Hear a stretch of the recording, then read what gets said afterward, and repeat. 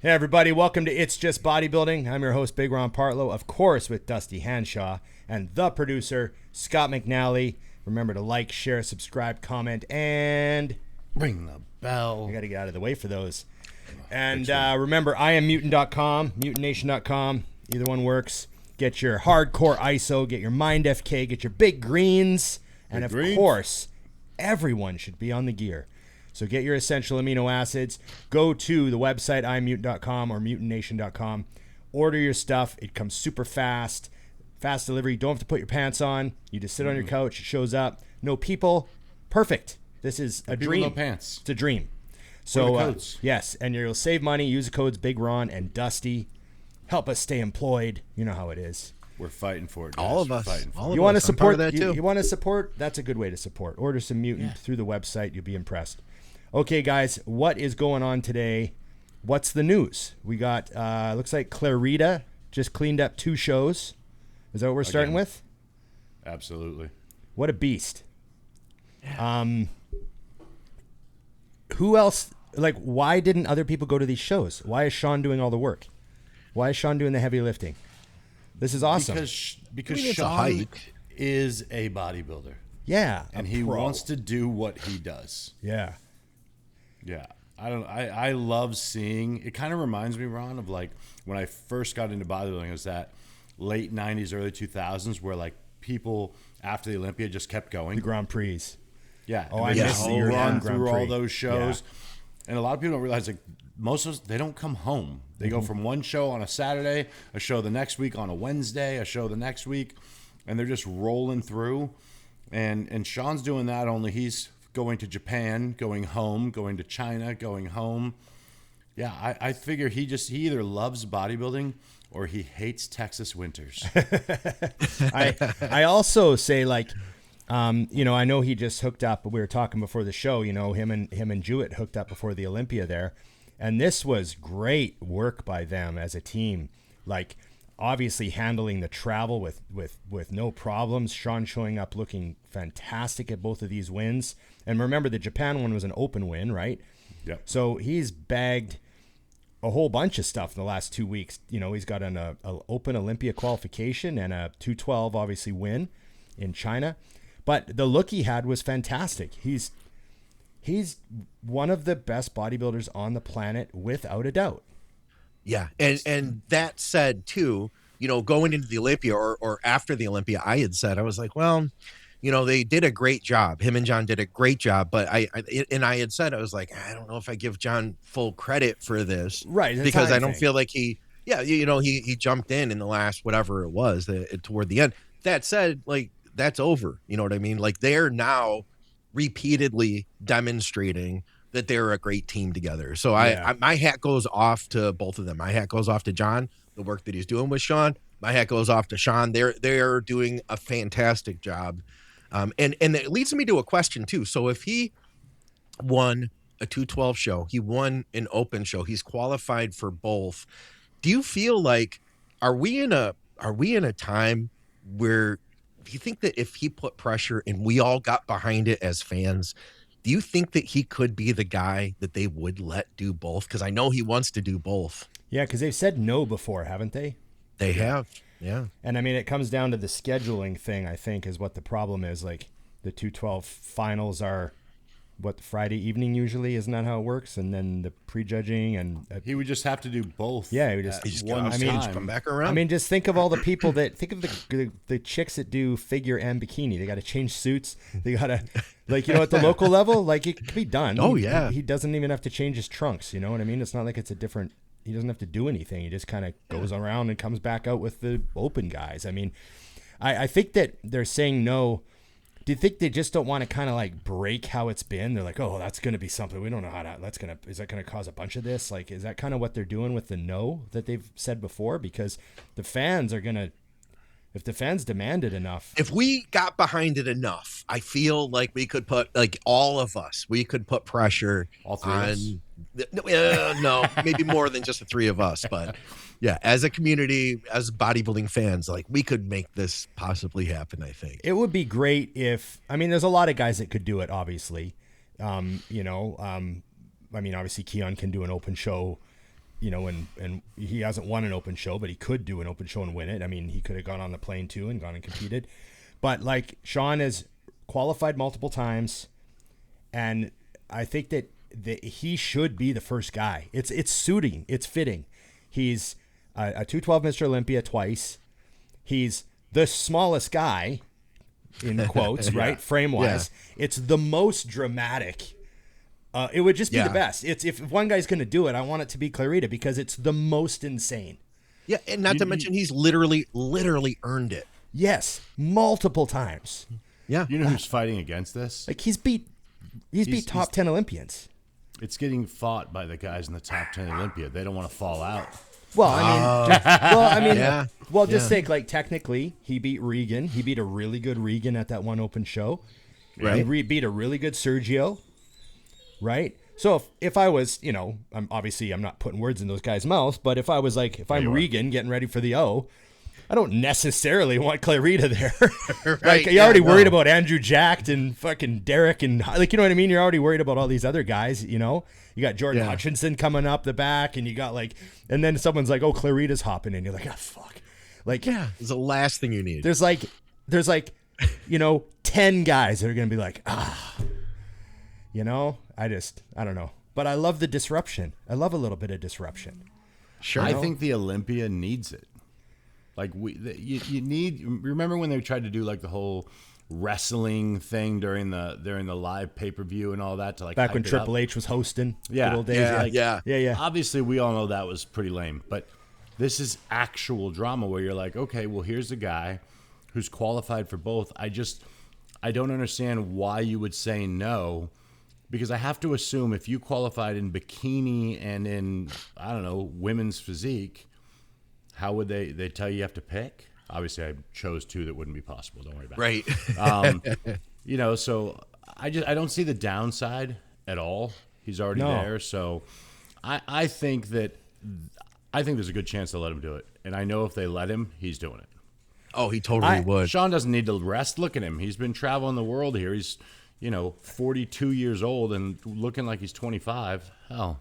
Think about the excitement that would bring to the show, too. Like, that would be a storyline. People would want to know, how does he place? Yeah. Yeah. I know how he plays. He plays. I mean, he's going to beat a bunch of guys. Top 10 for sure. He's going to beat half the field at least. I don't know. I'm just throwing that out there. Is it half the field? Like, average how many guys? 20 guys show up? I just want to see a front double between him and Andrew Jacked. Yeah, wouldn't that be great? Oh, man. And then also, too, like, out. Yeah. It would be cool. Well, I it would be still cool remember also. seeing him next to Rami at the Arnold. Yeah. That was incredible, man. That's all. It's like that photo I remember from when I was young of Flavio Baccanini standing next to Lou Ferrigno at the 93 where Lou's patting him on the head. It's a classic. 4'11". I saw man. that. Was it when Kai was in his prime? He did a guest posing, and the overall winner came out with him. Oh yeah, it was like an amateur, but yeah. And it was so funny because it just really drove to light what he looked like because he's standing next to a great bodybuilder. Yeah, guy won the whole street. Looked good. Yeah. yeah. And if you cover up Kai, you're like, oh, that guy looks good, and then you let go of Kai, and you're like, wait a minute. Yeah. The only difference here is no one's doing that to Clarida. No. That's what's crazy about his physique is as much as I joke about it, I'm actually only talking about height. Yeah. Because he can stand with anyone in the world. Yeah. He's not getting outclassed. I'm not saying he's going to win, but he's not being outclassed as a bodybuilder by anyone. Also, too, like, I know it doesn't count for anything, and it's just me and what I love. I love the freak side of bodybuilding, and I love the guys that are the outliers, But whenever Shaun shows up at the booth, I just have to take a second to just watch him walk around because he is so densely packed and so square in his shirt and so crazy looking. And then you see how small his frame is in relation to like all the people around him. And it makes it more like, holy shit. Like, I'm wearing a double XT, and my arms look pretty good in it, right? And I'm like, what size is that? And he's like 4X, and it's just like fills it completely. And I'm like, oh, jeez. not only side to side, but like front to and back. He's too. wearing like a 4X, and it's like full. He's you know? so big, and I remember this when Mutant had me come out to FIBO, and it was him and Drea and I were like walking around the city. Yeah. So we're outside of bodybuilding, right? We're like, if you're in a gym and you see a guy Drea like that, and Shaun. you know, yeah, I know, right? It's like, what kind of weird world am I in? You know what I'm saying? Eating pretzels. Yeah, you know? yeah. So here's the thing: like, you're in a gym, right? You see a guy like that, and you're like, oh, that dude's jacked. You get out into the real world, and like, it doesn't quite compute. He just looks like it doesn't look right. You know what I'm saying? He just like, is he really obese or something? Like, you know what I mean? You can't tell. You don't know what's going on under that shirt. It's the weirdest thing. And also, too, he legitimately has one of the most, and I mean this is like a compliment, one of the most bodybuilder walks. Oh yeah, He has to. He's walking around his legs. Yeah, like Right. his Oh, yeah. legs do the full half circle swing. they really do. And the arms kind of do like the full, but it's not like, you know how we see guys with ILS that wish they walked like that. Yeah. He just do it is any so other way. packed. Like he has more trouble. He has more mobility issues than a lot of the huge guys because he's actually got more muscle per square inch. Yeah.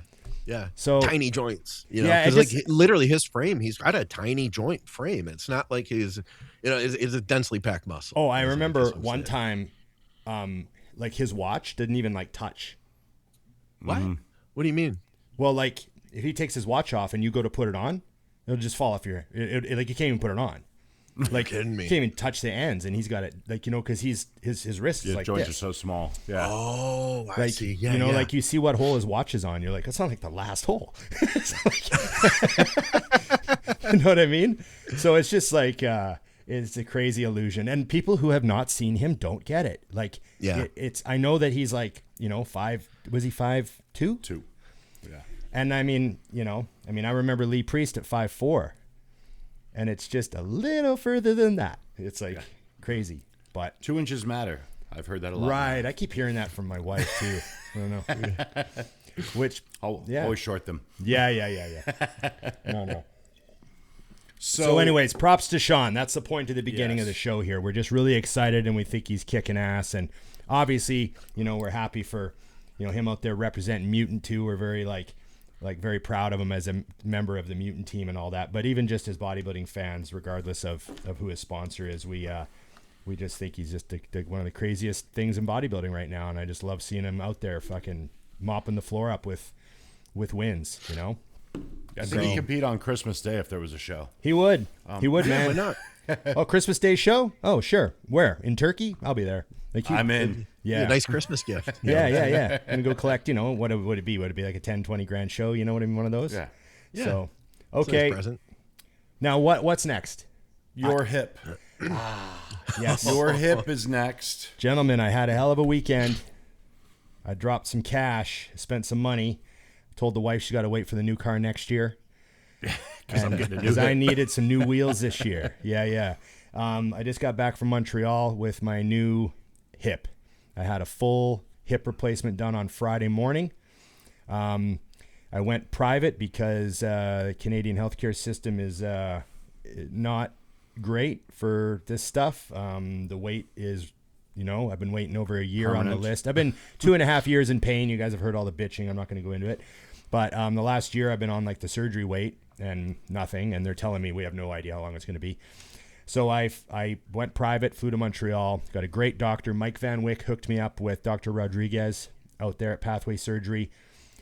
Fantastic, totally professional operation out there. Treated us amazingly well. We had a limo service pick us up at the airport, take us to this beautiful old hotel in Montreal that's super famous. Lamont Stephen was the name of it. Beautiful, like, you know, old woodwork, looked like it's 200 years old inside. It looked like, you know what I mean? One of those kind of landmark buildings. Stayed there. They had limo service take me to the clinic. They treat you amazingly well. You know, private healthcare is a lot different than public. And had the surgery. I can't believe the result. I'm blown away. my old hip pain is completely gone because my old hip is gone. Like there's nothing. No kidding. You know, like everything that hurt was removed. So there's nothing left that hurts. Like I don't have a labrum anymore. I don't have a hip bone. I don't have a... Did you get to keep it, by the way? No, I asked, Okay. and they were like, I don't actually think we can let you because it's like human remains. It's like Rude. But they're your remains. You tried. I tried. I asked. I know some people have got their hip bones before. I think Dorian has his hip bone, but he went like out of country, I think. It wasn't in Canada. They let when you he do asked. that. In other countries. Yeah, you that's know? a turkey. Yeah, they actually give it to you. They give it to you in a doggy bag, and you just leave. In Mexico, they just give you someone else's hip bone. Yeah. Just tell you it's yours. Here's your hip can't bone. have yours, but we'll get you one. It's We'll get you a lot like the one you had. Yeah. So yeah, it was amazing, and I got the NFL hip, you know, and that's another thing he told me. He said, you know, if you go with the government hip, you'll get a good hip, but if you go with me, you get the best one. Like, you know, you want the best one, you get the best one. So that was what I wanted, and unbelievable the results. So obviously I'm sore, and I'm like, you know, being very careful because I've got this purple, you know, stitches in my leg, and I'm all bruised, and you know, that sort of stuff, and it's swollen. So like, you know, sitting down's like, you know, it's like, so I'm not like out of the woods obviously, and I got to wait several weeks for the bone to heal around the implant, so I'm really solid. But the very next morning he came to see me and he said, okay, you have 0 range of motion restrictions. Wow. Okay. 0 as of today. I was happy. 0 except for pain. That's your restriction. Okay. So, and that's because the swelling and the hematoma and the bruising, like, you know, I laid on my side last night for a while. So some of the bruising like ran into my balls, you know? Again. So, you know, you wake up and you're like, oh, my balls are purple, but they're okay. They look purple, you know, and there's like a stripe been down blue the side before, of but my never cock, purple. you know? I'm like, oh, you know, but you know, it's just bruising. And I've been through this before, right? Cause I tore the quad and the whole leg was black. My foot was black when I tore my quad. Right. So Yeah. I know. Yeah. And then also too, the night after, like I had the surgery, and for the rest of the day and into the night, I was bleeding. My bleeding didn't stop. They had to change my dressing a few times. And the one nurse was a little like, she was like, oh, we got to get this bleeding to stop. But then when he came by, he was like, oh, these big guys have so many. He's like, this guy was so vascular. Yeah. He said like he's just got a lot of vascular damage from going in there because he was really vascular. You're going to be okay. Don't worry about it. And I was like, oh, okay. But it was funny that he said that, like, because she's the nurse. So she's just thinking like, man, I haven't had to change anyone else's normal, dressing, right? Yeah. You know, dude, and that reminds me, because I've heard of this before, that when we grow muscle, we're not just growing muscle tissue. We're growing that vascular More system highways. that supports it. Exactly. Yeah. Yeah. And- so like muscle tissue is a lot of stuff going on. Yeah, and even though they didn't cut through any muscle because they went through the anterior, so they went kind of the upper outside of my leg, and then what they do is they hook the rectus femoris and they pull it to the side, Okay. and they hook the outside quad and they pull that to the side, Damn. and they go in there with a robot to drill out so it's perfectly drilled out, matching Holy the crap. contour of the new cup, right? So it's a perfect robotic matching of the cup. And then, you know, they stick the spike down into your femur with the new head on it and put it up in there, and then they let everything go. So they don't cut any muscle, but just think of all the fascia tissue and all the blood vessels crisscrossing around everything. Like, it's not like you just go like that. No. It's like you got to cut through a bunch of shit, and you know, so there's a lot of damage in there, even though they didn't cut any muscle. So, you know, it'll heal quick though. That's wild. You know, but yeah, the bruising pretty crazy. You know, but it's just to stand up. Like the first time I stood up, you know, I had the walker in front of me, and the nurse came over and was like, "Okay, let's give it a try." And I went to swing my legs over, and obviously the one leg feels really fucking weak because it, you know, like I'm like almost afraid to use it because I have had so much pain that I'm hesitant to try to move it, you know. Yeah. And but I, you know, got my feet on the floor and I stood up straight, and my hips came underneath me and I stood up straight, and I was like, holy shit. Like I haven't stood up straight for 2.5 years. I've been standing up. That had to feel good, man. Yeah, because I stand up and then I kind of put my hands on the table and I kind of take a minute to like. Yeah. And then I can't quite get my hip underneath me. I still got to kind of, you know, it's been crazy. I'm like relearning that I can just stand up. Yeah. Really weird. And then, you know, she said when I checked in, she goes, "Where's your walker?" And I said, "Oh, my buddy told me I wouldn't need it." She goes, "You're going to need a walker." And I was like, "Oh, fuck." So I sent Emily down the hallway because it was in a mall. And there was like a medical supply store right next door. So she went and bought me a walker for $100. Yeah. And I used it the day I checked out to like walk up and down the hallway and then leave, you know, went and got in the car. But after that, I was like, I think I'm good with just a cane. So I ordered a cane on DoorDash for like $25. I got a cheap aluminum cane for $25, and I used that the next day. But then I realized I didn't really need the cane. And so when we flew home, I just put it in my check bag and I walked through the airport with nothing. Huh. And I just walked through the all airport. the way through the airport too. That's not a short, you know, that's a hike. Just walked through the airport and went right through security. And I didn't have a letter to fly too. Air Canada wants 72 hours post-surgery, right? And so they were telling me, they're like, "You need to book your flight for tomorrow, not today, because we can't give you a letter." And I was like, "That's okay. I'm not telling them." And they're like, "But you have to tell them." And I'm like, "No one needs to know I had surgery." And they're like, "Okay." And I just walked on. Because so do you set it off? Do you set the machine off when you walk through it or what? No. So that's funny. I went through security and there's like the scanner and then the x-ray, right? Yeah. Right. And they're kind of like just using both because they got lots of people. And I went through the x-ray and I told him, "Oh, you know, it beeped." And he's like, you know, and I told him I had a hip and he goes, "Oh, you should have gone through the other one because then they'll just see it, you know, and don't waste the time over here. So next time use that one," and blah, blah, blah. But yeah, it was my first time going through airport and setting it off. And getting the beeps, beep, beep, beep. There it is. Well, for anyone who's concerned about a better part of the story, I made sure to text Ron when I knew he was high as a kite. We can't get into the details, but Ron is a lot of fun when he's high. What was I saying? Well, I was like, I'm going to tell Ron in a few days to read us. I text him. I'm like, "How you doing, buddy?" He goes, "I'm good. Everything feels fine." He goes, I can't feel my legs, which is no good." He goes, "But I'm really concerned because none of the nurses seem to care that I can't feel my dick."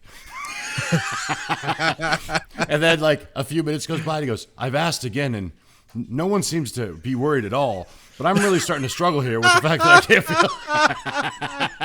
What am I going to feel anything again? So when I had my quad surgery, they put me out. They tried 2 epidurals and nothing took. I was still moving my legs. And they were like, "Oh, shit, we can't get in there," because I was really big, right? I was 300 plus. Yeah. So they just put me out. But this time they gave me the epidural and then sedated me instead of putting me out.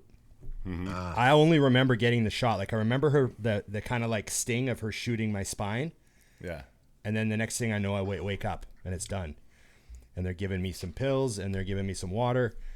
And then the anesthesiologist comes by. She was cool. She comes by, sticks her head in, she goes, "How are you doing?" And I go, "Good." And I go, I thought I was going to remember more because you guys said I was just going to be sedated. Right. She's like, "Oh, you were talking up a storm." And I go, "Oh no, what was I saying?" And she goes, "Oh, you were telling us all about how you opened the gym with no money. And you guys started a business and you didn't really know what you were doing. You just wanted a place to work out and you opened a gym." And then you're telling how, like, you know, you're saying like, "Oh, I'm going to have to do some Instagram about this afterwards." And like, just crazy, just so funny. Just no filter. It sounds like Ron. And I was like, filter. "Oh God." No. And then I go, "What else did I say?" And she goes, "Oh, I put you back asleep after a while." So, but I did say I do remember, because you know your filters, you're coming out of surgery. I do remember being numb, like from the waist down, and not being able to move anything. And I remember the first thing I said was I was like, "My fucking dick's numb," and the nurse was like, "That'll wear off." And I was like, "This is not good."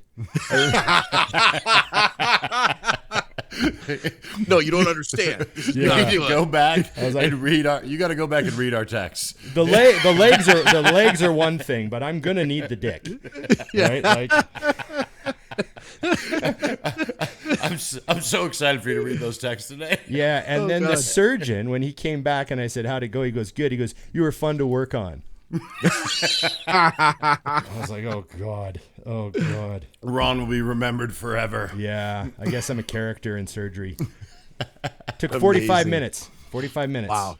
That's fast, man, considering everything they did. Yeah, it was good. And then, you know, I got messages like, Mike Van Wyck, messaged me, and then I talked to Roman a bit. He was like, "Oh man, you're gonna be squatting 405 in 4 weeks." Maybe I think we might have said 6 weeks, but I was like, "Hold on, Roman." Easy, Take it easy. slow, bud. Yeah. You know what I mean? Right. It was, of course, Roman would say 405, right? Yeah, You know, not right just to a it. plate, right? And not squatting 405. So yeah, I just have to, I don't have any range limits. So as soon as the pain from the swelling and stuff goes away, I can bodyweight squat and bodyweight lunge and just like move around. And I got to wait 6 to 8 weeks for the bone to heal, but that's it. Okay. Yeah. Awesome. All right, So- guys, good show. See ya. Yeah. Um, So that's my story. That was my surgery. Unbelievable. it was a great day. I loved it. Thank you. Yeah, I gotta go back and read that thread. You're gonna like that. Yeah, there's a lot going on, buddy. I'm showing Nikki the whole time. She's dying. Now I'm wondering what I said. Oh, the nurses' outfits. Oh yeah, Dusty sent me a picture of some nurses. And he was said, complaining because he goes, the nurses don't look like the nurses that I've seen you post before. yeah. I said, I'm a little short on your nurses. And He yeah. wanted to open a business. He goes, what do you think? If you want to invest? I want to open a business with those kind of nurses. I said, can you please tell Nikki that I'm very disappointed in my nurses? Yeah. Oh, man. I was having a blast. I was like, he's so high. This is like talking to me. Oh my God. Do we have to do this ourselves, buddy? Let's start looking for investors. I was having a good time in there. Oh, it was great. I think I need my blood pressure checked again and my dick is still numb, so I'm going to need someone to take a look at that. Oh my goodness. The best part, Scott, is he Yeah. goes, I'm starting to get some tingling, but I don't know if that's from the picture you sent me.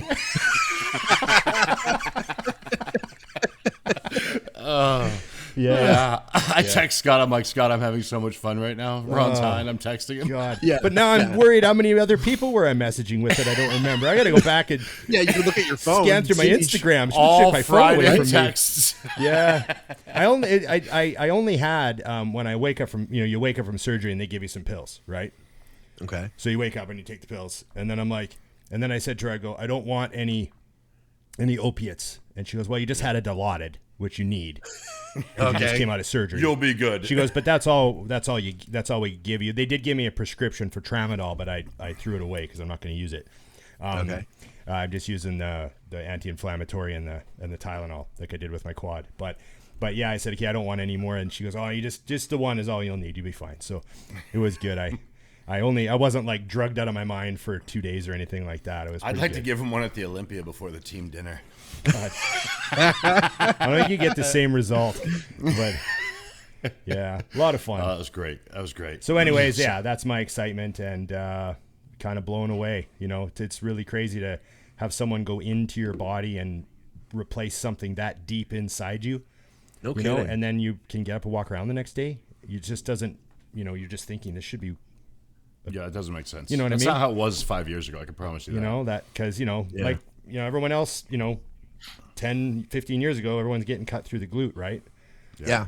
So they're like, it was a bit of a rehab. You cut through a muscle. So I'm really, really lucky. Yes. Yeah. What's next on the menu for us boys? We had some questions come in when we were talking about Shaun. Fighting Father Time asked us, he said, is there such a thing as over competing from both health and bringing your best stage perspective? And does the same apply to lower levels of bodybuilding? Well, I mean, here's where Dusty and I and you will say the stuff that some people go, they're lying. Yeah. But when you see a guy like Shaun working with a guy like John, they have longevity in mind. Mm-hmm. They're not kamikaze. They're not, blasting these shows. This is a veteran guy who's able to get the most out of the least. Obviously, he's at that level, but this is a lot more. I think a guy like Clarida working with a guy like John is a lot more. What's the word? It's sustainable. Yeah. Than what some people think, and what some guys do. Obviously, is not sustainable. And I think Shaun knows. Like, is he 42? Dusty, I can't remember. Yeah, I think he's 42. Yeah. So I mean, like, obviously, he's nearing the end of his competing days, and he probably knows that. 8 more years. Yeah, I mean, what's he gonna do until he's 50? But I think he's just getting the most out of it. I mean, he understands that this is. I mean, at this point, it's about collecting as much, not just wins, but every show he does is like more credit to his like list of how valuable he is. He's just trying to maximize everything that he can, and that's why I respect that. Look at it this way too, man. So, on that note, Ron, of you saying like that this is kind of them thinking of longevity. To get where Shaun Clarida isn't something that happened overnight. This dude has been competing since forever. He was a bodybuilder since he was, I don't know if he was a welterweight or what, but he was small. Bantamweight. Yeah. Thank you. Okay. So bantamweight bodybuilder, natural competitor over years and decades in time, years and years and so many sets. He's built his physique up to where it is today. He's not the kind of guy that did this in 5 years by pushing things real hard. And those guys are out there. Don't get me wrong. We have people that comment and say, well, this particular pro said that he's running this, and that. And I'll tell you what, I know of one of those guys who's now saying like, you know what? I've been really trying. I did really good at one show 1 year, but now I've been really hammering the gear and things just aren't working. I have to rethink this. I'm going to back off for a season. So somebody who shows up, does really good for a minute, and now it's like, well, where's he going to be in 5 years? Because he can't sustain that. But what Shaun had done is something he's been sustaining since the start. It's just been getting better and better. Yeah. So, it's no surprise to me that somebody who runs it like that, or a guy like Dexter Jackson, like very similar story. You know what I mean? Bantamweight. Who has slowly built this over time. There's no quick finish, Or maybe lightweight. Dexter might have just been a lightweight, but whatever. Is that what it was? Yeah. Same point. I thought it was a band. Yeah, he might have been a bantam at his first show. He might have been. But a lot taller too. He's taller, he's a bigger guy. Yeah. But yeah, same story, And that also, like, it's the Natty Foundation.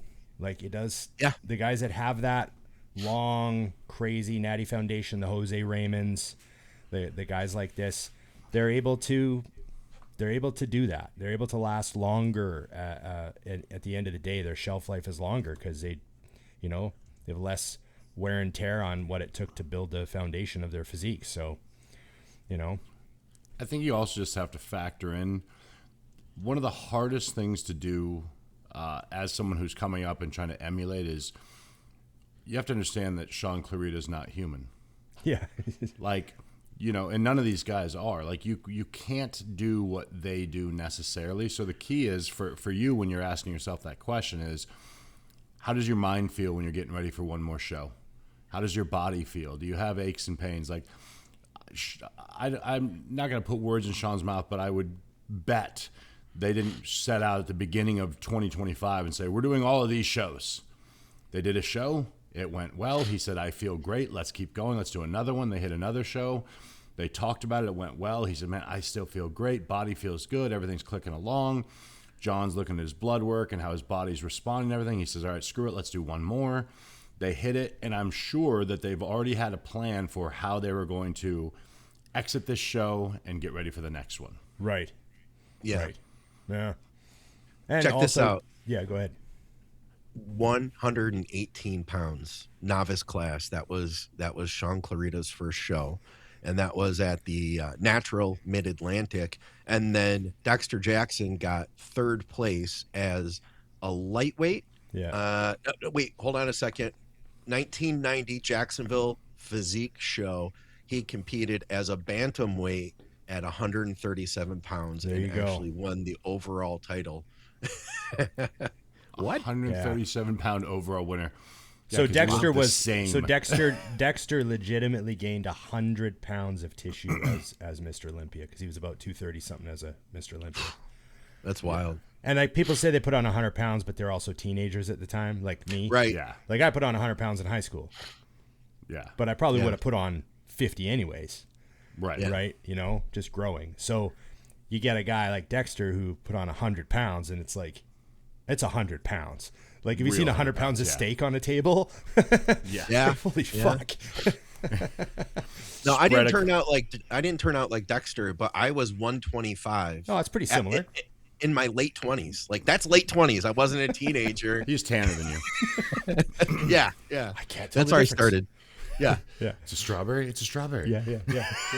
Oh, there was one other topic I wanted to throw by you guys. So I don't know the exact quote, but I guess the word on the street is that Dorian is coming after our Mr. Olympia. And to paraphrase, he was saying something along the lines of like, I don't know if this is the best time in bodybuilding. Like, I don't know if the Derek is the best Olympia that we've ever had.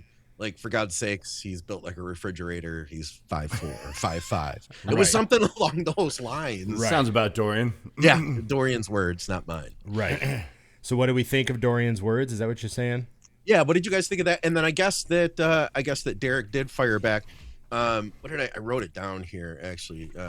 He basically said Dorian was great. He was great for his time, but that was the past, and that this is the new era, and that this is in fact the greatest moment in bodybuilding. Well, I mean, it's hard for me to say it's the greatest time in bodybuilding because there'd be multiple factors for that, not just the like what's on stage. Right. To me, to say, the greatest time in bodybuilding is more than just, there's more than just who's on stage. Mm-hmm. Do you know what I mean? Okay. Okay. If you were going to say the level of competition and the actual people showing up, and then you're going to discuss that, I think it's a different topic. But that's just how I feel when I hear those words. The thing I will say about Dorian's comment is, I get that like the physiques are so probably so different in their the way they flow and stuff to Dorian. They probably look boxy. I'm sure Dorian probably thinks they look, what did he say? Like a refrigerator. Something like that. I mean, they're everyone stands different now. They stand really, really crazy, with them. Yeah. And I know that a lot of people have been criticizing how like exaggerated the front relaxed is. And also too, I come on record saying I'm not a fan of Derek's front relaxed because I think his arms are out way too much, but that's just how I like it or how I don't like it. But I definitely think that we're in maybe the most competitive era because there could be like 5 different Mr. Olympias at every show, whereas it didn't used to be that way. So I do think technically it's closer now. Do you know what I mean? Like you don't know who's going to win, which makes it great in a way. Mm-hmm. I think Dorian, his era had a magic about it and a mystery about it that is impossible to recreate now because we know too much. And we have too much access, and we all know these guys. Everyone knows one of these guys. You know what I mean? Yeah. Like, oh, I met Derek at an expo, or I, met Andrew jacked at the gym, or there's so much more connection than back when Dorian was Mr. Olympia that magic will never be recaptured. So that's something that is sort of, when I hear Dorian say like, this is not the best time in bodybuilding, that's what I agree with, is like that part of it.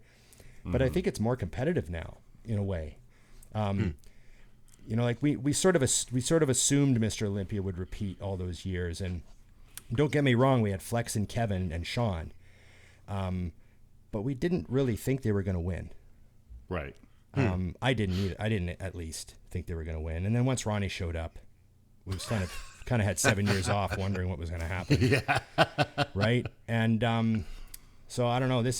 I'll tell you this much, sitting at this year's Olympia, I was very excited and I did not know who was going to win. And that's a great feeling because I've been to so many Mr. Olympias where you know who's going to win. Like that's something. On Friday, it's over. Yeah. Yeah. You're like, Yeah. you know, and that's an awesome thing. Like, especially someone who's been around as long as I have to be like excited about the night show. Right. Yeah. That's cool. That says something, man. You know, there is something about that. I agree, Ron, because, and I know this is going to piss off some people listening, but I've skipped going to finals at the Olympia before because I went to prejudging. Right. And I've been to a ton of shows. Like, and Phil's I know got who's it. going to win.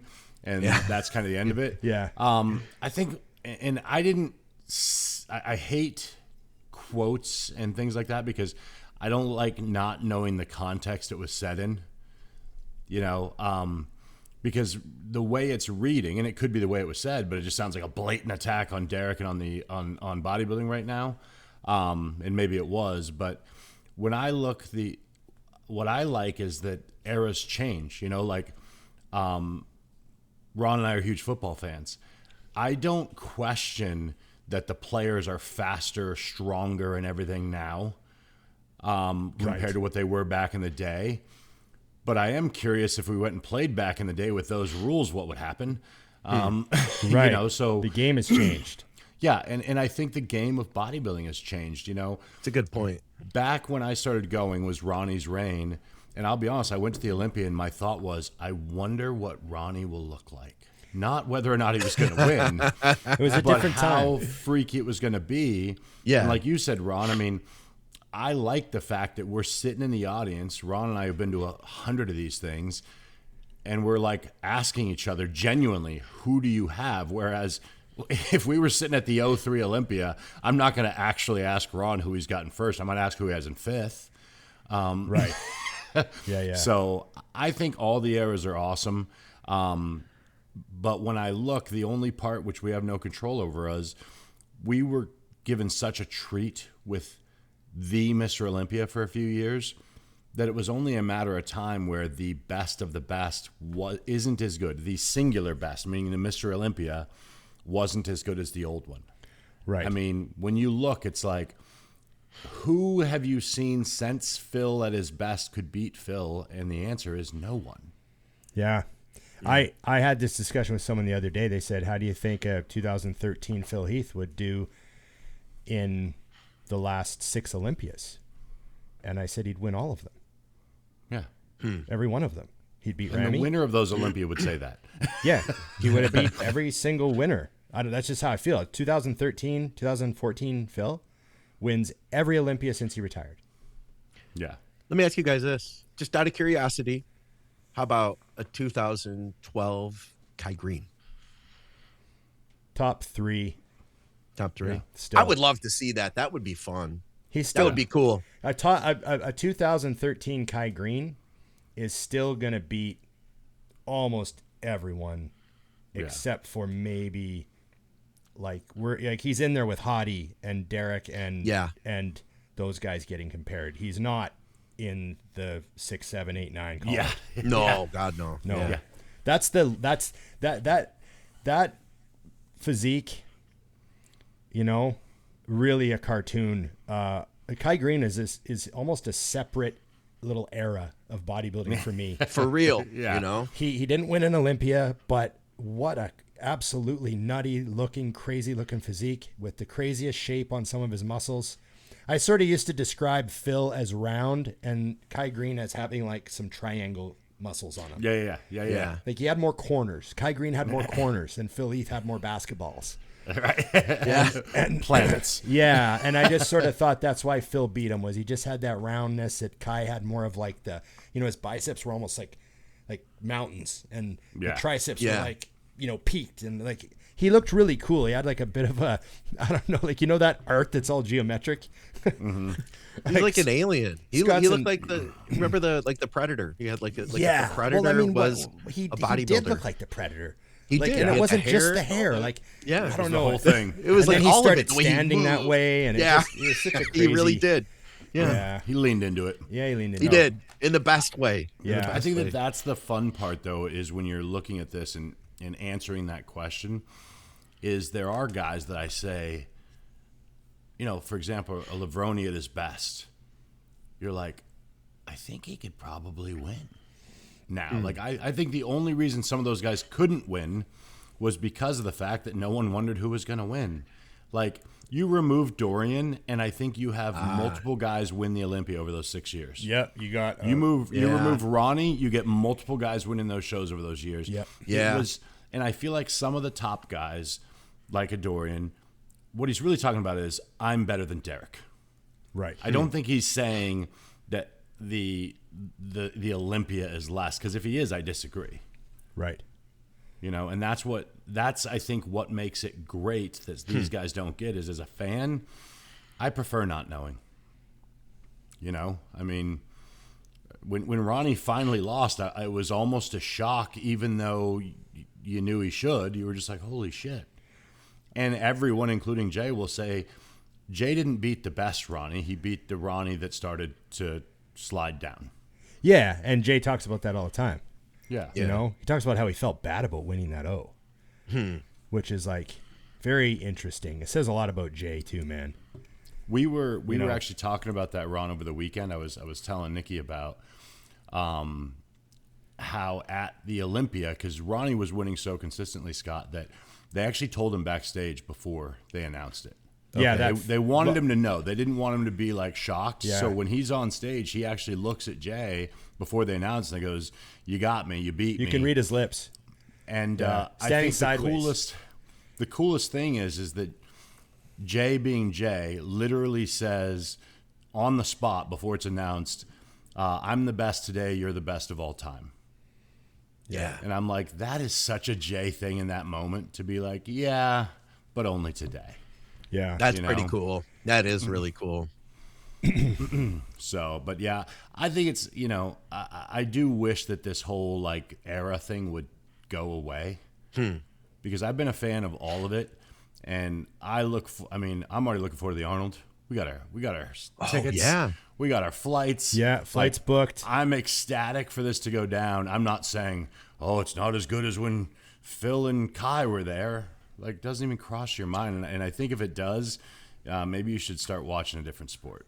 I'm already seeing content come out of like Arnold predictions and stuff like that. So we haven't done any of that yet. We'll I think give it a little time to simmer. You know what I'm saying? Get just a little Ours will bit be closer. terrible anyways. So. Oh yeah, but we still want to weigh in. But yeah, we'll I'm do already it. seeing that. So there's some excitement already building, I think, for the Arnold, and we're They not wanna even in see 2026 how yet. badly I can be wrong on my predictions. Yeah.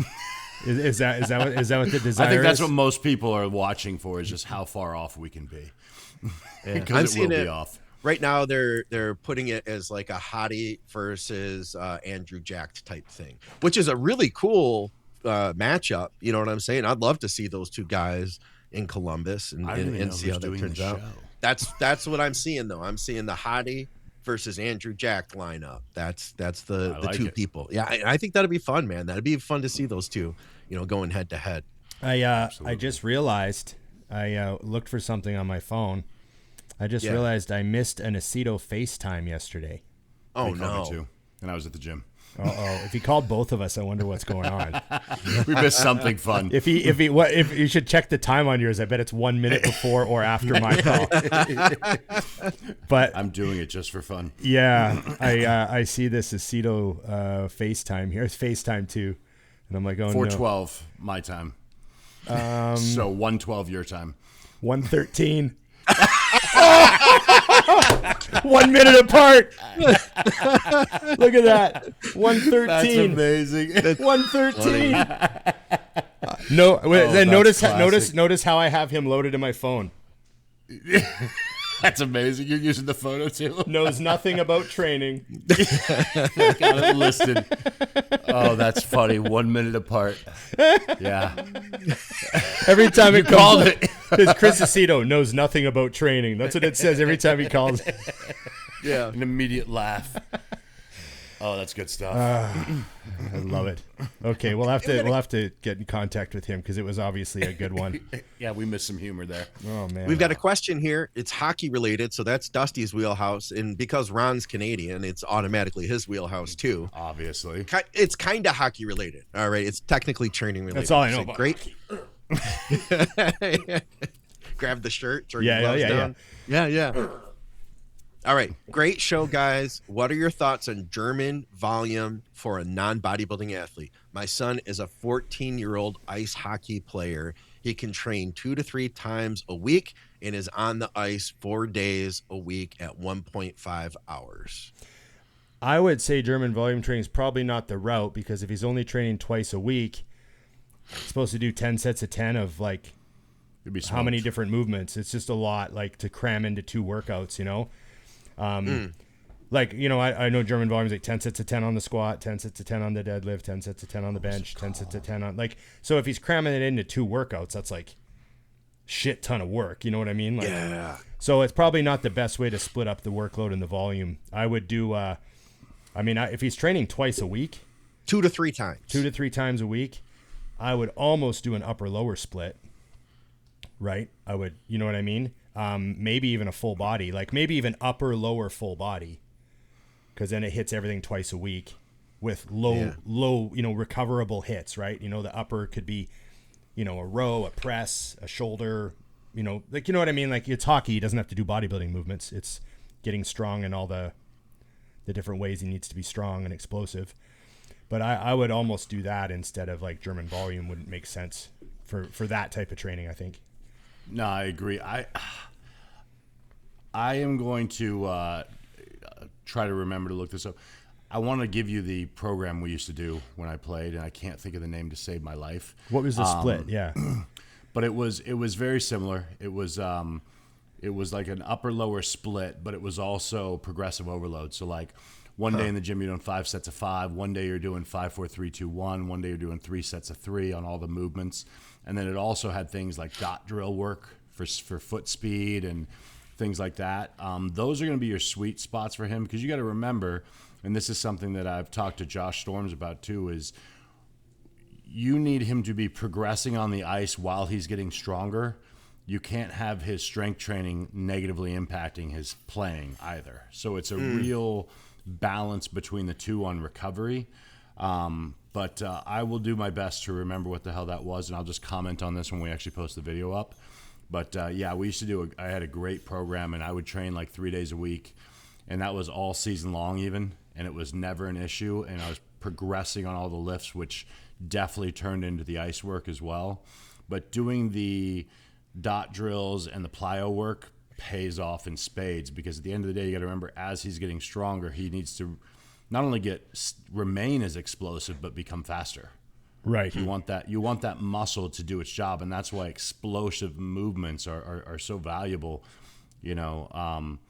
But the progressive overload also keeps it fun at that age, because just like me, I'm still 14 years old. We need that little scoreboard to keep it going. So I'll remember what that is. I'll reach out to a friend, and then I'll just post it on there. But that would be awesome. Okay. We got one from Jeremy I want to throw in. He says, what type of food do you think you would be most successful at in an eating challenge? Oh, like volume? Yeah, like, so if we're doing like an eating challenge, like all you can eat, hot dogs or, you know, whatever. Chicken wings, but they have to be grilled. Not fried, you mean? Yeah, because that would wreck me. But yeah, that was the Dante secret. I don't know if you knew that, Scott. Yeah. That was like my rule. If Chicken I couldn't wings and eat and it was football. time, he was like, just go order like 36, 48 chicken wings, come home, watch a sporting event, and they'll be gone. And so I was a regular at Zips. If I couldn't eat, I would just drive. I'd literally call them and like, hey, it's Dusty. They're like 36. I'm like, yep. I'd go pick them up and just sit and watch a hockey game, and they're just gone. They just disappear. I used to be able to eat a liter of ice cream in one sitting. Okay. I've done that many times. Like an entire liter all at once in the container. We get it. Dusty, we get it by the gallon, don't we? Yeah. Or half gallon? Do we have Gallon, half gallon? half. Well, you know gallon, those yeah. Ben and Okay. Jerry's pints?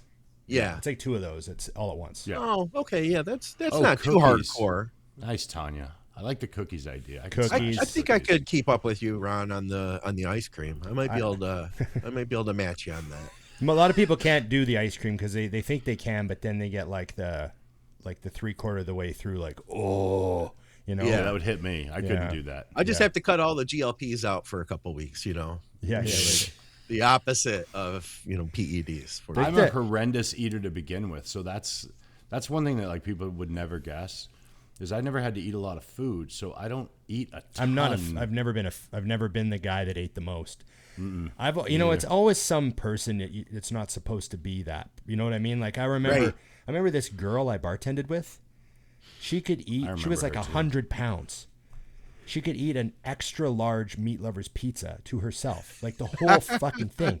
And I remember, I remember, married her. I would just be like, "Where did it go? Like it didn't even fit in your belly. Like where?" Like if you fold it up and make a ball out of it, it doesn't go. Where is it? And it didn't make sense, you know. So I've seen people like that before, and they're just, you know, it's always a skinny dude that wins the hot dog contest, you know. Like I did a contest around this place in Utah called Sensuous Sandwich. They had a 2-foot long sandwich, and it was huge, and you had 30 minutes to eat it, and I got it done in like 26 minutes, and I was like, I did it, you know? And I was like, what's the record? And the guy's like, a little over 3 minutes. Oh, God. 3 minutes. And I'm like, what? Like, I was forcing it down at 26, and someone ate it in 3. Yeah. I watched a girl eat this, like, 10-pound burger or something like that. Yeah. With, like, 15 minutes to spare at some restaurant. And she handled it all on Instagram, took all the patties off and ate them all one at a time. It was like this stupid burger. Yeah.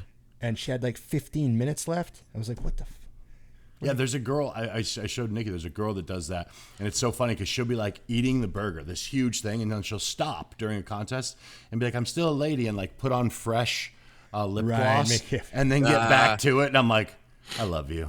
I love you. You know who can eat a lot, and he doesn't brag about it, is my friend Vijay that you guys have met. Oh, yeah. He could smash. He can put some food away. We had this era, and you guys I'm sure can relate to this. It was the era where Vijay and I were training together at the gym. So we'd meet up to train whatever body part 3-4 days a week. At the time, there was like 2 or 3 other guys that were also kind of in our periphery. So we kind of had like our gang, you know what I'm talking about? And we got into this habit where like one night a week, we'd go over to IHOP and we'd sit down. Shit. We didn't do it a lot, but we got in the habit. It lasted for a little while where we'd go over to IHOP and just like smash a bunch of pancakes after we trained. And I remember sitting there with him, and he ate, it was all you could eat pancakes they had. You get like 3 of them, and they're very large pancakes. I think 3 of them, if I recall from being a coach, they're like 120 carbs, something like that. Oh, so it's like 360 for the pile. Yeah. Yeah. So, you know, and with the syrup too, you got 550 easy. And 200 grams of carbs. 12 of them. He kept having them bring more. He ate like 12 pancakes. Right. And you know, he's just sitting there, and we asked, I was like, well, what's the record? And the lady said, well, there was one guy who came in here and he ate 13. And I looked at Vijay and he was like, no, I'm good. And he left it at that, did 12 pancakes. That means he wasn't even trying. He was just eating. Because if he was trying, he would have forced another one down. Yeah. He could have. If he had to, he could have definitely gone for the 13. And, you know, at least I did a video with Paulo. Do you remember him, the Canadian bodybuilder? Yeah, Paulo Almeida. And they they wanted us to go do this like burger eating challenge. And I told them up front, I'm like, I'm not going to try to do this. Like, I'm not going to be uncomfortable today because I wanted to do a challenge. So we went and ate, and I literally just ate what I wanted. And Paulo smashed that thing like it was nothing. Okay. Like, he wasn't eating for the challenge either. That's just how that kid could eat. Yeah. I mean, he put it down like it was nothing, and then just kept chatting, didn't slow down at all. And I was like, I understand why you're so big. I think if I had to eat something now, I love Alfredo. A good chicken parm. Yeah. Chicken parm. Like a good chicken parm. Fun fact. And when we go to that Italian restaurant that we sometimes go to at the Arnold, and they bring out the family style food, and the chicken parms are all lined up on that, I want the whole plate. Like you've done that more than once, and I've seen you do that. We've gone out to different places. I'll go down the table and see if there's any left. Is there any parm left? We've been in Vegas too, and you said, "Oh, I think I'm going to get a chicken parm tonight." Yeah, I like that. A good chicken parm plate with a nice plate of pasta with a good chicken. Oh yeah. So you're going to put away a bunch of those, is what you're saying? Yeah, I could. That'd be my thing now. I really enjoy a good chicken parm plate. Yeah. Okay. Yeah. Good choice. I like it. Yeah. I could do maybe cinnamon rolls. That's been. Once again, I got to get off the GLPs, but I've been on the cinnamon roll kick where that's part of my cheat meal each week. And I've discovered something. If you go to the grocery store, they have like a baked goods section where they make donuts every day. I'll get 3 donuts, and I get these cinnamon rolls. They're like the big, about that big around. I'll take it home and I put it in the air fryer for about 2 minutes. Okay. And it kind of like crystallizes the outside of it and heats the inside up. It takes it from like a level 2 grocery store donut to like something that you would have paid like $7 for. Like $7 cinnamon bun. Yeah. It's like an artisanal cinnamon bun after you take it out of the air fryer. Yeah. It's Classy. That's all they're doing at the restaurant when you order the expensive cinnamon bun. Yeah. Yeah. They're hitting you for $12 because that's a you're good in a nice markup. place. Yeah. Totally. I should start a business. And they call it the artesian cinnamon bun. Yeah. Oh, we could sell that. The nurses could bring it out after. There we go, Dusty. We got to find some investors. We're growing here. We're growing. This business is going places. I can feel it. I'm getting my hip done there. Yeah. When I get my hip done, I go to Ron and Dusty's Hip Shack. The cool thing is you won't remember what happened because Ron didn't even remember the conversation. My good friend Zach and he's a huge Seinfeld fan, just like me. I don't know if you remember the dental episode where he woke up and he was untucked. Mm-hmm. There's a great Seinfeld where he goes into the dentist and he gets put under. Yeah. Like they gas him. And then when he wakes up, he's all fixed, but he's untucked. Yeah, shirt. His shirt's untucked. And he's like, what the fuck? I was tucked. I know right? I was tucked. So now he's like, how did I get untucked? What the fuck? And he's like, and that's the episode is him like wondering what happened to him at the dentist. So the second I woke up from surgery, my buddy texted me, he's like, were you untucked? Wake up untucked. And I got it right away. Amazing. As soon as I read it, I was just like, yeah. And Bryan Cranston is the dentist. Oh, that's amazing. Right? Yeah. From Breaking Bad, right? So, but it's such a great episode. Okay. Bryan Cranston's a dentist, right? Yeah. Great episode. Oh That's man. classic. Okay. Were you No soup untucked? for you. There you go. Beautiful. Yeah. What's next on the list, boys? I think I had a couple more things over here. Let's see what we had here. Okay, what about this one? Oh, it was an equipment question, follow up from talking with Evan. What do you guys think of Hoist equipment? I think the line that they have that moves, where everything moves. Yeah, I just think it's unnecessary. As a gym owner, I don't see how it benefits. I see it as pure gimmick, and it's too many moving parts because I know all about maintenance and breakage, and there's a lot of cables on those machines, which is like as soon as I see a bunch of cables like that don't need to be there, like if you could have done it with fewer cables, I'm like so I'm not a fan. However, some of them feel great. Yeah. I like the chest press. I like the fly. Oh yeah, and the fly and the bicep curl. Like there's some stuff that feels great. But so like I've trained on that equipment and had really good workouts. Like I remember they had a pull down at one gym and it was the only pull down and I used it. And I was pull like, down works. Fucking worked. Felt pretty good actually. But I just I just worry about like unnecessary gadgets and gimmicks. But I will say like Hoist also makes like squat racks and leg presses, and I mean all their stuff is fine. I've never seen like a bunch of Hoist stuff like that broken or anything like that. It seems, I mean, we got a Hoist squat rack at our gym and it's like it's gonna last 100 years. It's a big iron, I think it comes down to where the gym is. It's like the Gold's here has a bunch of the Hoist stuff, and I've never seen it broken. But I'm also the only one of me in that gym. Yeah. When I went. Yeah. Whereas if you dump that in Ron's gym, it would break. Because Right. there's too many people that are stacking that thing every single day. So, that's the issue that comes into play. I think that's what people forget with equipment is you got to remember where it is and what you're using it for. I remember when I decided to get my first treadmill, I went to the gym that my buddy owned. I said, hey, will you order me a Life Fitness treadmill?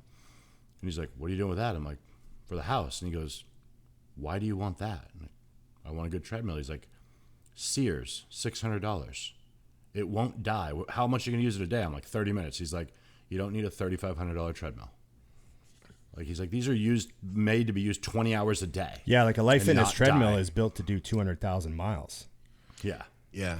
That's So what I have. So he literally was like, I will say, go to the store and pick up a shitty treadmill. And I did. And I sold it for like 100 less than I bought it for 2 years later. I will say though, in the defense of having a Life Fitness treadmill, I've got like it's an older one now, but it's like their club version, like the club edition or something. It's like the biggest treadmill they ever made.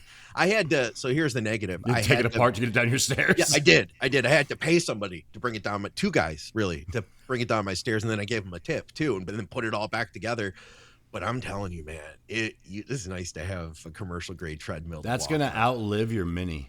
Oh, it's gonna outlive me. It is. Another It's gonna thing, be here in 100 years too, because I'm not moving it out. Whoever buys your house when you sell it's just gonna leave it there. did you have to get a special voltage plug-in for it? Was it one of those? Like, because the commercial ones quite often have the higher voltage plug-in, right? Nope. The only thing they said is you have to plug it directly into the wall. You can't plug it into a power strip.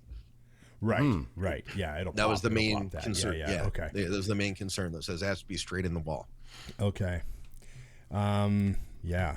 Okay. That's a good one. See if we Hoist have equipment. Any more leftovers? I got one. Go ahead. How do you handle a client that wants pro results on hobbyist level of effort? Honestly, just what do you? I mean, yeah. What I mean is like it's really simple. Like bodybuilding, and we've said this a million times. It's probably one of the most fair sports in the world, where if you execute perfectly every day for a month, you're going to see the results of perfect effort. Mm-hmm. And if you give 70%, that's what you get. And remember, when I say perfect execution and perfect results, that's perfect for your genetics. And that's the big miss. I mean, the majority of us that are trying to get to that next level, that pro level, don't have pro level genetics to begin with. And now you want to put in hobby level effort and think you're going to get the result. I've told people this before, and I know it bothers them, but I do it on purpose. I say that's arrogant. Yeah. So you think you're so good that you can put in 70% effort and beat people who live and die for this every day at the same show. Mm-hmm. So well said. I also remind people sometime that, that old saying, hard work beats genetics. I'm like, and then the tagline is when genetics doesn't work hard. Right? Yeah. And I just say, that's a nice dream to keep in your head when you think, oh, I can work hard and I can beat the guys that have the genetics because I work so hard. But in bodybuilding, those guys are working just as hard as you. Mm-hmm. Like at that, you know what I mean? The higher up you go, the harder the best guys are working. Yeah. You're not going to, there's a lot of delusion as to what level guys can get to, I think, because they think, oh, I work really hard. It's like the other guys do too, and they're better. Yeah. So I think people get trapped in that mentality a little bit when they're at a certain level because they think, well, I can get to the next level just through hard work because I train so hard. Mm-hmm. And it's like a lot of guys are better than you and they train just as hard as you. It's not as easy as you think. You figure that out though, Ron. You know what I mean? Yeah. Like you get on stage and you have to you learn those lessons, man. Yeah. It is good when you see somebody sort of learn, we've all dealt with clients where you're like, you help them for a show and you could tell they're disappointed because maybe they did as good as you could have thought they could do, but they're like, oh wow, I got my ass kicked by those guys. But it's really good to see the shift. And you're like, do you understand now? Like why I was on you about, getting down to 180. Then you said 190 was, cause you get that argument. Oh, 190. I don't want to be lighter than that. We all hear that, right? It's like next year you won't have to be if you put on 10 more pounds of muscle. Yeah, and all those little kind of arguments you have with certain level bodybuilders that or whatever body weight they're at, where they think they're ready, and you're like, I'm trying to get you to the level you need to be at. Mm-hmm. And then you get pushback. You start to get pushback from people when things get really tough. Right. And when that pushback comes, it's usually them thinking like, I look awesome, Mm-hmm. But other guys I think at the end of the day, with your original question, Ron, the important thing for people to understand is it is okay to set a goal to, get a pro level physique. Then when you get into it and find out what that takes, determine that it's not worth it to you. You know, I think that that's a big missed thing is like, you know, like we were talking about last week, that not everyone has the same goal. Or maybe you think you do, and then you get into it and you're like, ooh, you know, because I'll have guys ask me when we get started, and they're good, you know, what do you think, how far do you think I can take this? And I always say, give me 10 years and I'll tell you. Right. Yeah. Yeah. And they like, what? And I'm like, I'm serious. Like, if you really want to see how far you can take this, you got to give it a decade. And it's perfectly fine to hear that sentence and go, I'm going to try to do as good as I can at the local show. Mm-hmm. You know? Yeah. And I don't think there's anything wrong with that. And that's a part as a coach that you have to remember is you're being honest with them. And then you can just tell them, like I would tell somebody, hey, listen, if this is the most you want to give this, it's fine. But I'm going to be the one that tells you you're never going to achieve that goal. Not because you can't, but because you don't want it bad enough to make the sacrifices needed. And that doesn't mean you're not hardcore or whatever. It just means it's not that important to you. And that's cool. Yeah. I'd rather you do that than fumble around with it for a decade and decide 6 years in that I'm not a good coach because I can't turn you pro on 70% effort. Yeah. I saw a great quote posted on this one guy that I follow, just put it up. I don't know what prompted him to put it up, but he just said, like, some people need to stop telling themselves that they want something because their actions and efforts clearly demonstrate that they don't.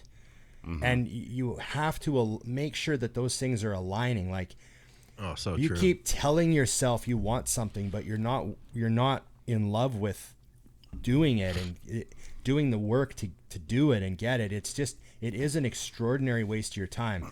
And that happens a lot in bodybuilding. I see people talk about, I want to win the show next year. But they think it's miserable and they complain and it's such a sacrifice for them. And they're you know, and they fight with their wife about it all the time. And it's just like, and they're not doing the things they need to do. It's like, we have to admit to ourselves when what we want is not actually what we think we want. Right. And that reminds me, Ron, of something I remember learning in recovery, because everybody who came to the program I was in, the 12-step program, they all wanted to get clean. Like, they all wanted it, but not everybody did. And I remember somebody, I can't remember who it was, but somebody said to me the phrase that there's a difference between desire and willingness, that everybody has the desire, but few people have the willingness. Mm-hmm. So you can want something all you want, but if you aren't willing to do the things that it takes, you're not going to get it. Right. And that goes with recovery, goes with bodybuilding, goes with anything, you know? Yeah, It does.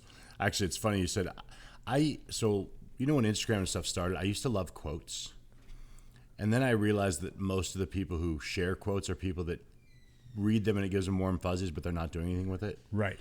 But I saw something the other day, and I actually screenshot it because I was like, this is the greatest explanation I've seen. And it's allegedly a Tom Brady quote. Okay. He said, people think discipline is restriction. It's actually freedom. When you control yourself, nothing controls you. Right. I read that, and I was like, I've never heard that said more perfectly. Because when I was bodybuilding, like you said, Ron, like, I didn't feel like I missed out on anything. Right. I was doing everything I wanted to do every day, whether I was forcing food down I didn't want or starving eating food I didn't like. It was all a privilege because I'm like, I'm doing the thing I want to do. Same with the gym. I never liked cardio. Same with the cardio. It was like, I'm doing the thing. And you know this. I used to give Gabe a hard time all the time with Mutant when he was with us because he would be 4 weeks out from a show complaining. And I was like, why do you want to be a professional bodybuilder? This is literally the job. Right. Like, the thing that we love doing, you're like, I can't wait for this prep to be over. I'm so tired of this. And I'm like, you should do something else. Because the rest of us are having the time of our lives when we're in the heart of it. Right. I mean, Jocko wrote a book called Discipline Equals Freedom. Right. So it is a great mindset to have. Like, you're not beholden to just think of all the things you do when you have a lot of self-discipline and control over your actions. You're not beholden to, like, just think of all the anxiety other people go through and all that stuff and the worry, and it takes all that away. It separates you from the noise. You know, discipline locks you into your own groove. What's funny, I remember, Ron, when I first signed with Mutant, George showed me the contract and like what my responsibilities were. And I glanced at it real quick and I was like, okay. He goes, what do you think? And I was like, I'm going to do much more than that. So I'm not worried. Right. Because like what they required was not enough to be doing my job well. So I was like, yeah, I won't ever pay attention to that because I'll surpass it every month. And he just laughed because I'm like, you want me to post, 3 times a week? I post 3 times a day. Right. Yeah. Yeah. But when you're in it and you love it, I think, and that's what I tell my girls all the time. I'm like, if every job you take, your standard is higher than where you work, you become the best. Yeah. It's easy. Right. If what's good enough for them isn't good enough for you, I promise you'll win. And I like at the beginning of this conversation, Dusty, you had said something about how bodybuilding is honest, like you get what you put in. And that's something that it reminded me of a client of mine, the guy that I've worked with for 12 weeks now. He did fantastic for 11 weeks, right? Like 11 weeks, he's freaking nailed it. And guess what? Like he's made fantastic progress. He fell off this past week. And and I asked him, I was like, well, what happened? Because he's like, oh man, it was a terrible week. He was like, honestly, I didn't even want to check in.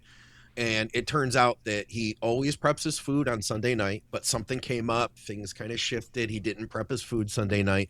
So everything just went sideways. And guess what? This week he didn't make progress either. You know what I'm saying? But, at the same time, it's like I was really happy that he did check in because I've also worked with people who don't check in. You know what I'm saying? They just kind of disappear. They didn't check in this week, but then maybe they get back on plan. Maybe they even push harder. And this is what I was thinking about it. They catch back up, right? And they're like, okay, I'm 217 where I left off with Scott. I'll check back in and let him know. So, hey, I messed up last week, but I'm back on track just to let you know everything's good and I'm 217 again. And I feel like if you do that, you don't have to face the consequences of having made the mistake. Because like he feels bad.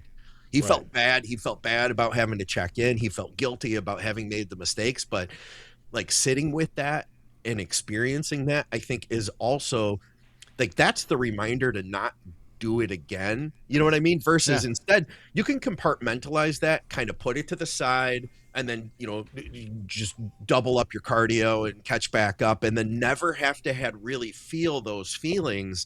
But it doesn't really teach you the lesson. Instead, he was willing to be like, yeah, man, this sucks and it doesn't feel good and I don't want to do this again. And next time, guess what? He's going to remember how that felt last time he made the mistake. Well, plus I feel like when you have that, and listen, we go on. I have had times in my career that weren't perfect. So I don't want to sound like, oh yeah, I've never missed a meal in my life, but things get shifted and you find yourself, and you're like, it's not perfect. You know what I mean? But in the next time, because there'll be a next time where it's off, he'll be off Monday, but not all week. Yeah. And that's the reminder you want to kind of push yourself, guys, is when you're doing this is if you mess up and you eat a cheeseburger for lunch today that you weren't supposed to have, the next move is to just eat the right meal, the next meal. Yeah. Don't pull stuff down and just go right back to your plan, get right back on point, and then you say, on Tuesday, I ate a cheeseburger for lunch, but the rest of the week I was perfect. And I'll go, okay. It doesn't matter. But if that becomes a whole week, then you lose a ton of progress. And you're like, there's no reason. He could have just came home Monday, prepped his food, and got on point, So it's sometimes those mistakes are actually awesome because they set you up. And like you said, he then had the first week where he didn't see change and he went, oh, that's why my perfection matters. Yeah. Because I was seeing progress every week for 11 weeks and then I had an off week and I got the result that was fair for what I put into it. Yeah. And we have to make those mistakes to then learn from them and not do it again. He'll probably, and I told him, I was like, you'll probably make other mistakes, but you probably won't make this one. Yeah. You're definitely going to make other mistakes. It's part of the fun. Yeah.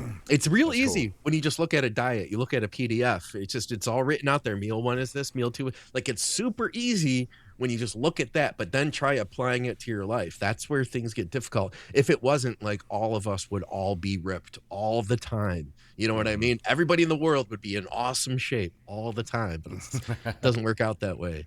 Yeah. Well, guys, what do you think? We're at Solid. 119. How are we doing? Good to go. That was what I had on, and we covered everything I had. Likewise. What's the plan for Christmas? You guys going anywhere? What's going on? I'll be right here. You had I no don't wanna travel, Scott? anymore. No travel? You're not coming to Canada No travel. or anything like that? No, we're staying home. We're watching my parents' dog so that my parents can go out of town. It's just going to be Victoria and I. We're going to have like super low key, don't need to go anywhere, do anything. It's going to be one of those Christmases for us. How about you? Yeah, I'm staying home for Christmas. And then a couple days after Christmas, we're going to go to Vancouver Island to see my dad and my siblings. Stay one night and head back. So very minimal. Last year we planned the same thing, but the weather hit horrible and all the ferries got canceled. There was like this crazy wind and the ferries couldn't sail, so we never got to see my dad at Christmas. But hopefully this year works out good. But yeah, minimal. Just like head over for a quick one. No big deal, you know? Yeah. And the main thing is I remember last year I went to the mall by my house. It's a really big mall close by, so it's handy to do a bunch of Christmas shopping. And I just remember walking around I was having a really bad day with my hip. Yep. And I remember walking around the mall, like thinking, I can't ever do this again. And now this year, now you won't. I get to go Christmas shopping. Like I think in a week, like after all this bruising and swelling goes down this week, I think I'm going to feel pretty damn good. And I can't wait to just go walk around the mall.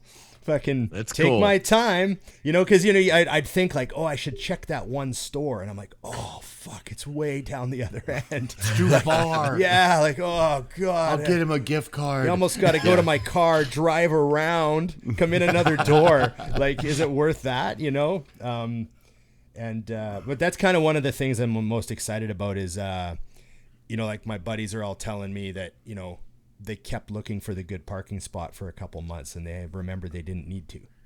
Yeah. Right. Just take the first one. You're good. Take the parking spot you want and just walk in. Like you're fine. And so I'm excited for that stuff is just the day-to-day stuff where I'm not it was to the point where I would be like, how do I get in and out of my truck the minimum number of times per day? Yeah. Right? Dude, that's freaking terrible. Like if I'm in my truck already, I might as well get my oil changed. I might as well get this done. I might as well get this done. I might as well get this done because I don't have to get out and I can do 5 things instead of getting my oil changed tomorrow because that's another getting in my truck event. Like that's how I was thinking. And I just can't wait for that to be gone, you know? And it's like just... It's going to be weird to see Ron walking without a limp. Well, you know what else? We have It's been years. And I fucking didn't realize how long. There's people that have trained at my gym for years that don't know that limp isn't like a life limp. How you walk. Yeah. Wow. Yeah. Like they think, oh, Ron must have an old war wound. Yeah. I got a bullet in my back, you know? Like, you know? Like that type of thing. So, you know, they just think that old crippled guy that owns a gym. Yeah. And they don't know the story. So I can't wait to just kind of get past all that. But yeah. Speed through the gym, up the stairs like a ninja. Well, and we have the new Rogers hip press. We got it like a year and a bit ago. And I've tried to use it, but I did like the top third of the range because I can't do it. I can't wait to just like, I see everybody in that Rogers hip press getting those nice deep reps out. Yep. And I'm just like, you know, can't wait. You heard Roman, 405. 405, 4 weeks later. Yep. First time ever I'm telling Ron, no. Yeah, Dusty's actually saying no to me, which is like, oh, okay. You really should not do this. Let's not do this. That's a big no if Dusty says no. If Dusty says no, it's bad news. Yeah, okay. Well, thanks, guys, and thanks, everybody, for tuning in. I enjoyed seeing the comments down the side. Some of them made me laugh. That was literally the exact length of my training session. Cut it off perfectly for you, Tanya. Okay, thanks, everyone. Remember, like, share, subscribe, comment, and... ring the bell. Yes. Remember, IamMutant.com. Go to IamMutant.com. Get your ISO Surge. Get your hardcore ISO now, it's called. Get your big greens, the best green product ever. Get the chocolate. It's amazing. Get your Mind FK. I've had people telling me, by the way, since we talked about it the other week, there have been people who are like, dude, that stuff is lights out. It's awesome. Amazing. So if you haven't tried it. By the way, we had somebody say they didn't like the peach flavor. Which blew my mind. I was offended. Yeah, I love was that surprised by that. Number one, I don't really care. This is me personally. When it comes to, maybe it's because I've been doing this for a long time. I don't care. I'm not married to the flavors of a supplement. I just send the one you have. Flavors are never what dictate much, unless a protein powder has to taste good. But other things, I don't care. Yeah, protein powder is one thing. But what do you guys like for Mind FK? Peach is my flavor, dude. I order Tropical Punch. I order Tropical Punch because I like Tropical Punch gear, and and sometimes I'll put some gear in with my Mind FK and drink. Like I like Tropical Punch. I'm a punch guy. Yeah. You know what? The thing is, don't put in a lot of water, dude. No. I literally put the Mind FK in like 4 ounces of water and slam it down. Yeah. I do have to say this. Although I said I'm not a huge fan of flavors, I do love the blue raspberry all in. Like this flavor, like it just hits me, and I'm like, it's time to train. There's something about this flavor that I like. Yeah, it's good. But that's people need to know. If I'm not, pumping Mutant's tires, but Mutant has their own flavor scientist. Yeah. Like I used to go up to the lab where Cheryl worked, and she's inventing flavors. Like they're not buying flavors that are pre-made. Like a lot of companies are like, third-party manufacturers. So it's like, I want chocolate number 27. Yep. And they get their product with chocolate number 27. They go, that's good. Let's sell that. Mutant doesn't do that. They're making their own chocolate. They're making their own lemonade. Yes. You guys are doing even like in-house testing where like everybody in the company is like at 1:00, we're all doing a taste testing today, right? I used to get called up to the flavor lab once a week, go up there. Jim would be up there. Maybe a guy from another department would be up there, and she'd have a bunch of IsoSurge or, isolate or pre-workout flavors out. And they'd all be the same flavor, but we'd tell her which one, like this one's the best. She'd be like, okay, that one has the most salt in it. So you're tasting, and then we'd come back 2 weeks later, and it'd be that with a few variations, and we'd go, that one's better. She's like, I added a little bit more this, so it pulls this out more, and just really crazy. And flavors are interesting. I don't know if you guys remember those like gourmet jelly bean trays that you used to get for Christmas. Yeah. So I remember reading like how fascinated I was when I would read the little chart. Yeah. And it would be like, I take a pineapple and a vanilla jelly bean, and you get lemon meringue pie. Yeah. Huh. You're like, this doesn't even make sense. And I'm like, well, where's the lemon come from? Because there's no lemon in vanilla, and there's no lemon in pineapple. But when you ate them together, it tastes like lemon meringue pie. So like flavors are very fascinating. How they like, and this flavor scientist that worked at Mutant, she was explaining to me like how things like join and cause new flavors to happen. And, because you just think these two flavors shouldn't equal this flavor. Yeah. And so sometimes when she'd say, I'd be like, oh, this is way more like, I'm just making something up. But I'd be like, oh, this is a really good lemonade. She'd be like, yeah, I added more watermelon to it. And it looked, I walked in that room. There's no watermelon in the taste. But she's like, because it mixes and it comes out more lemony. It's like, what? When I visited, they were working in that lab. It looks literally like a laboratory, and there's all these different flavors and stuff. Yeah. White coats, all these different flavors up, like just shelves of stuff. It's like it looks like you're in like a high school chemistry science lab. Or something like and then the wall of all the competitors' products. Because they got a taste test against everything else, right? So we'd have all the other brands lined up, and we go lemonade. Oh, we can beat that. Dang. You know what I mean? Yeah, it's very. Jim loves his flavors, and Mutant's very proud of doing custom flavors. So, a lot of people out there, they go, blue raspberry, I've had it before, but Mutant is making their own flavors. So that's another thing I love about how everything tastes. Yeah. Good stuff. Okay, thanks everybody. Remember, did I do the thing? We rang the bell. We rang the bell. Did I get out of the way? You did the Mutant. Yeah, it's good. We're okay. Good. Just got to say goodbye. Okay, everyone. Also, too, we're very excited for the new year. All the travel. Dusty and I are getting our itineraries already. We're getting sent places, and hopefully, Scott, we can drag you along with us to a couple of these. So I'm looking forward to it. I'd love to. Okay. Thanks, everybody. And remember, it's just bodybuilding. No one really gives a fuck. No one.